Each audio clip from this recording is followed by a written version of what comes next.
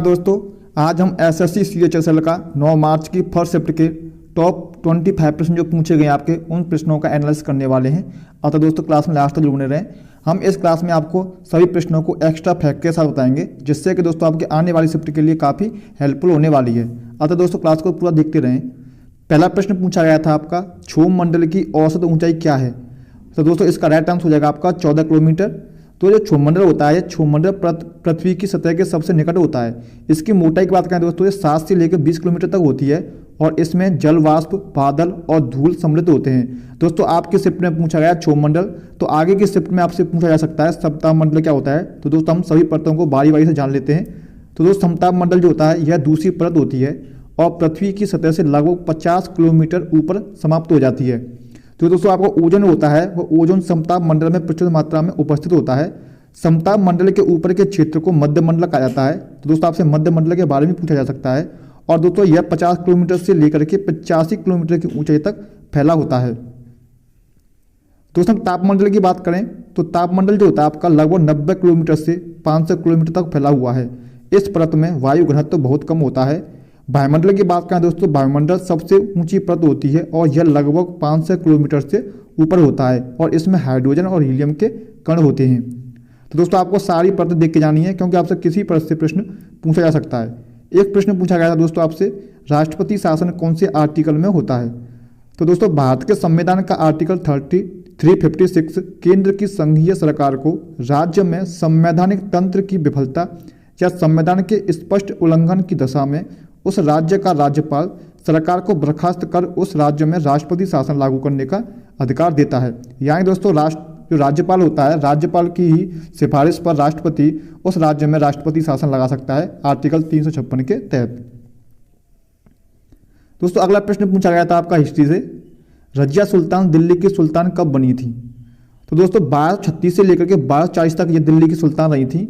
और दोस्तों ये पहली सुल्तान थी जो मुस्लिम सुल्तान थी, जो तुर्की के इतिहास में पहली महिला शासक थी। पिता इल्तुतमिश की 12 अप्रैल 1236 में मृत्यु हो गई थी और इसके बाद रजिया सुल्तान दिल्ली की सुल्तान बन गई थी। दोस्तों एक प्रश्न पूछा गया था आपका कर्क रेखा संबंधित था। आपके सामने 4 ऑप्शन दे रखे थे और उनमें से पूछा था कि इनमें से किस राज्य से होकर के कर्क रेखा गुजरती है। तो दोस्तों मैं आपको 8 राज्य बताता हूँ जिनसे कर्क रेखा गुजरती है। तो भारत में कर्क रेखा 8 राज्यों गुजरात, राजस्थान, मध्य प्रदेश, छत्तीसगढ़, झारखंड, पश्चिम बंगाल, त्रिपुरा तथा मिजोरम से होकर के गुजरती है। दोस्तों एक प्रश्न पूछा गया था आपका, फुटबॉल फॉर ऑल किस राज्य ने शुरू किया है? तो इसका राइट आंसर हो जाएगा आपका फुटबॉल फॉर ऑल उड़ीसा के मुख्यमंत्री नवीन पटनायक ने सोमवार को राज्य में स्कूली बच्चों के बीच फुटबॉल को बढ़ावा देने के लिए फुटबॉल फॉर ऑल यानी कि फुटबॉल सभी के लिए पहल की ऑनलाइन शुरुआत की थी। अगला प्रश्न पूछा गया था दोस्तों आपको, लगातार 6ठी बार स्वच्छता अवार्ड किस शहर ने जीता है? तो इसका राइट आंसर हो जाएगा आपका इंदौर ने। जो दोस्तों एमपी का इंदौर है, इसने लगातार 6ठी बार स्वच्छता अवार्ड जीता है। अगला प्रश्न पूछा गया था आपसे दोस्तों, धोसी पहाड़ी किस राज्य में स्थित है? तो दोस्तों धोसी पहाड़ी जो है आपकी हरियाणा और राजस्थान के बॉर्डर पर स्थित है। हरियाणा में आने वाला इसका हिस्सा महेंद्रगढ़ जिले में है, जो कि नारनौल से 5 किलोमीटर की दूरी पर है। राजस्थान में यह झुंझुनू से जुड़ा हुआ है। पहाड़ी के तलहटी में दूसरा गांव मौजूद है। नेक्स्ट प्रश्न पूछा गया दोस्तों आर्टिकल से, 3-4 आर्टिकल पूछे गए थे आपके। आर्टिकल 331 पूछा गया था कि 2 एंग्लो इंडियन को मनोनीत किया जाता था। यहाँ दोस्तों आर्टिकल 331 पूछा गया था कि किससे संबंधित है। तो दोस्तों आर्टिकल 331 के तहत 2 एंग्लो इंडियन को मनोनीत किया जाता था, लेकिन दोस्तों 104वां संविधान संशोधन 2020 द्वारा यह समाप्त कर दिया गया है। एक आर्टिकल 226 पूछा गया था। तो दोस्तों आर्टिकल 226 के तहत हाईकोर्ट 5 प्रकार की रिट जारी कर सकता है।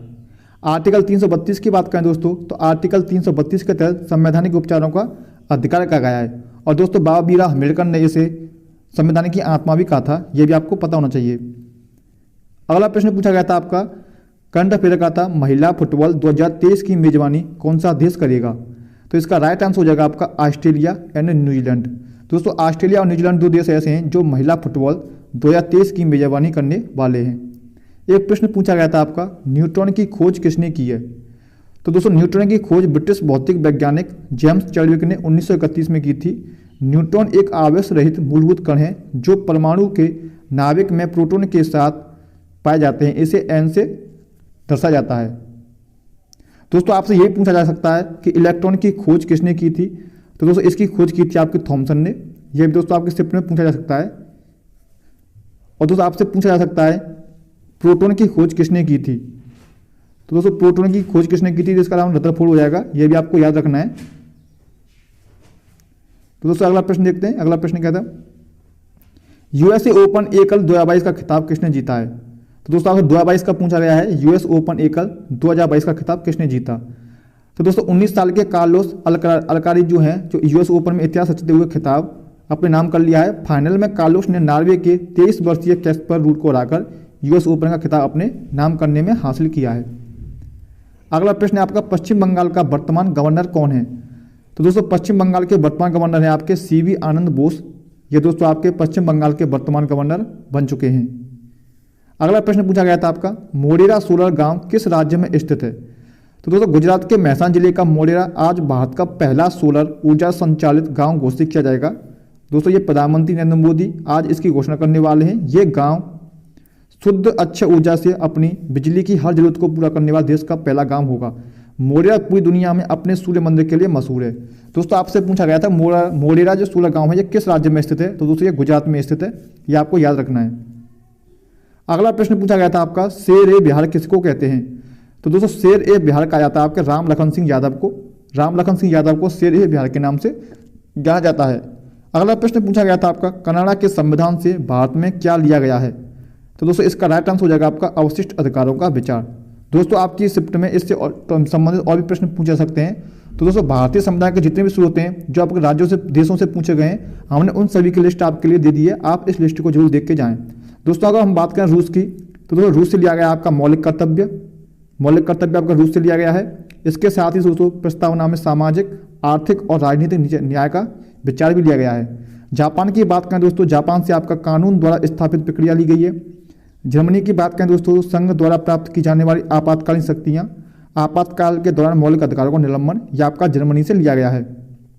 इसी तरह तो हम बात करें यूएसएसआर की, तो दोस्तों यूएसएसआर से आपका अनुच्छेद 51A के तहत मौलिक कर्तव्य, अर्थव्यवस्था के विकास की निगरानी के लिए एक संवैधानिक रूप से आने वाला योजना आयोग। और दक्षिण अफ्रीका की बात करें दोस्तों, तो दक्षिण अफ्रीका से आपका संशोधन की प्रक्रिया, राज्यसभा का चुनाव, राज्यसभा के सदस्यों का चुनाव, ये सब दक्षिण अफ्रीका से लिए गए हैं। दोस्तों वही हम फ्रांस की बात करें, तो फ्रांस से दोस्तों आपके प्रस्तावना में गणतंत्र और स्वतंत्रता, समानता और बंधुत्व के आदर्श। ऑस्ट्रेलिया की बात करें दोस्तों, तो देश के भीतर और राज्यों के बीच व्यापार और वाणिज्य की स्वतंत्रता, सामान्य संघीय अधिकार क्षेत्र से बाहर के मामलों पर भी संधियों को लागू करने के लिए कानून बनाने के लिए राष्ट्रीय विधायिका की शक्ति। दोस्तों आयरलैंड की बात करें, तो आयरलैंड से लिए गए आपके राज्य के नीति नेतृत्व, राज्यसभा के लिए राज्य सदस्यों का नामांकन, राष्ट्रपति के चुनाव की विधि। ब्रिटेन की बात करें दोस्तों, तो सरकार का संसदीय स्वरूप, एकल नागरिकता का विचार और कानून के शासन का विचार। दोस्तों इसके बाद साथ ही दोस्तों आपके अध्यक्ष की संस्था और उनकी भूमिका, कानून बनाने की प्रक्रिया, कानून द्वारा स्थापित प्रक्रिया।